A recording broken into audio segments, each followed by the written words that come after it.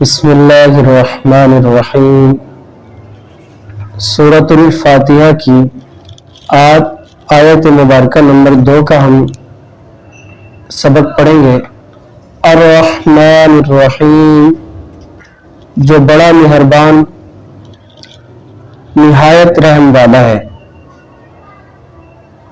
یہ دونوں اللہ تبارک و تعالیٰ کے صفاتی نام ہیں۔ رحمان کا معنی ہے جس کی رحمت عام ہے، مطلب یہ ہے کہ وہ ذات جس کی رحمت سارے عالم، ساری کائنات اور جو کچھ اب تک پیدا ہوا ہے اور جو کچھ پیدا ہوگا سب پر حاوی ہے، سب کو شامل ہے۔ اور رحیم کا معنی ہے تام الرحمہ، مطلب اس کی رحمت کامل اور مکمل ہے۔ اللہ تبارک و تعالیٰ کی جو رحمت ہے وہ کامل بھی ہے اور مکمل بھی ہے۔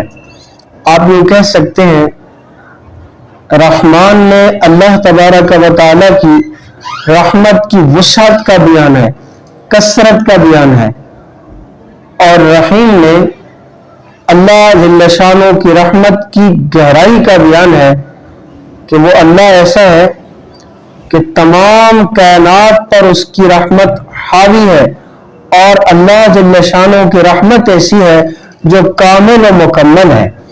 اچھا، اس میں ایک بات اور بھی یاد رکھ لیں، رحمان کا لفظ اللہ تبارک و تعالیٰ کے ساتھ مخصوص ہے۔ کسی بھی مخلوق کو رحمان کہنا جائز نہیں ہے، کیونکہ اللہ تعالیٰ کے سوا کوئی بھی ایسا نہیں ہے جس کی رحمت سے عالم کی کوئی چیز خالی نہ رہے۔ اس لیے جس طرح لفظ اللہ کا جمع اور تثنیہ نہیں آتا، رحمان کا بھی جمع اور تثنیہ نہیں آتا، کیونکہ وہ ایک ہی ذات پاک کے ساتھ مخصوص ہے، دوسرے اور تیسرے کا وہاں احتمال ہی نہیں ہے، بخلاف لفظ رحیم کے کہ اس کے معنی میں کوئی ایسی چیز نہیں جس کا پایا جانا مخلوق میں ناممکن ہو، کیونکہ یہ ہو سکتا ہے کوئی شخص کسی شخص سے پوری رحمت کا معاملہ کرے۔ اس لیے لفظ رحیم انسان کے لیے بھی بولا جا سکتا ہے۔ قرآن کریم میں رسول اللہ صلی اللہ علیہ وسلم کے لیے بھی حق تعالی شان ارشاد فرماتے ہیں بالمؤمنین رؤوف الرحیم۔ یہ سورۃ الفاتحہ کی آیت مبارکہ نمبر 2 تھی۔ اس سے اگلی آیت مبارکہ ہے مالک یوم الدین، اور وہ اللہ بدلے کے دن کا مالک ہے، جزا کے دن کا مالک ہے۔ مالک ملک سے نکلا ہوا ہے، جس کا معنی ہے کسی چیز پر ایسا قبضہ کہ وہ اس میں تصرف کرنے کی مکمل قدرت رکھتا ہے۔ اگلا لفظ تھا دین، دین کا معنی ہے جزا دینا، تو مالک یوم الدین کا لفظی ترجمہ ہے مالک ہے روز جزا کا، یعنی روز جزا میں ملکیت رکھنے والا۔ وہ ملکیت کس چیز پر ہوگی؟ قرآن کریم میں اس کا ذکر نہیں کیا۔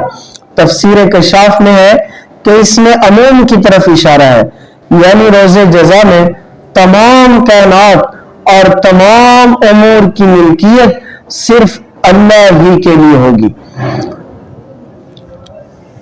ایک عمومی بات ہم سب کو یہ بھی معلوم ہونا چاہیے، اللہ تبارک و تعالیٰ نے ایک دن ایسا رکھا ہے جس دن میں اللہ نیک اور بد اعمال کا بدلہ عطا فرمائیں گے۔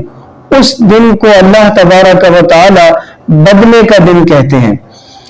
آج دنیا میں ظاہری طور پر ہم دیکھتے ہیں بعض آدمیوں کو کوٹھی کی ملکیت حاصل ہے، گاڑی کی ملکیت حاصل ہے، حالانکہ حقیقی ملکیت اللہ ہی کی ہے، یہ اللہ کی امانت ہے ان کے پاس، لیکن ظاہری طور پر ایک نام لگا ہوا ہے کہ اس چیز کا فلاں آدمی مالک ہے۔ ایک دن ایسا آنے والا ہے جس دن میں ظاہری ملکیت بھی حقیقی ملکیت بھی ایک اللہ ہی کے لیے ہوگی۔ سورۃ المؤمن کی آیت مبارکہ نمبر 16 اور 17 میں ارشاد فرمایا یوم ہم بارزون، لا يخفى على الله منهم شيء لمن الملك اليوم لله الواحد القهار. جس دن سب لوگ اللہ جل شانہ کے سامنے موجود ہوں گے کہ کوئی بات اللہ تبارک و تعالی سے صورتاً بھی مخفی نہ ہوگی، اور اس دن پوچھا جائے گا لمن الملک اليوم، آج کس کی ملکیت ہے، آج کس کی بادشاہت ہے، آج کس کی قدرت ہے؟ ایک ہی جواب گونجے گا للہ الواحد القہار، بس ایک اللہ ہی کی جو یکتا ہے، جو غالب ہے. اليوم تجزا كل نفس بما كسبت، آج ہر شخص کو اس کے کیے ہوئے کا بدلہ دیا جائے گا. لا ظلم اليوم، آج کسی پر کوئی ظلم نہ ہوگا. ان اللہ سریع الحساب، اللہ تعالی بہت جلد حساب لینے والا ہے. تو اس آیت مبارکہ سے ایک اصولی بات سمجھا دی کہ یہ جو دنیا ہے یہ آزمائش کی جگہ ہے، امتحان کی جگہ ہے. اصل بدلے کا جو وقت ہے پورا وہ قیامت ہی کا دن ہے. دنیا میں تو ہم دیکھتے ہیں بعض دفعہ ظالم بڑی اچھی زندگی گزار رہا ہے، اس کے بالمقابل مظلوم بڑی مشکل میں ہے. تو اللہ تبارک و تعالی اس آیت میں مظلوم کو تسلی دیتے ہیں، آپ گھبراؤ نہیں، آپ کے صبر کا آپ کو بدلہ ملے گا.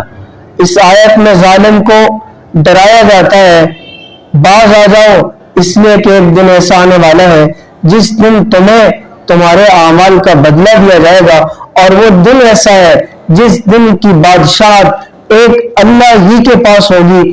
کوئی کسی کی مجال نہیں ہے کہ وہ اللہ تبارک و تعالیٰ کے اس دن حساب سے بچ سکے.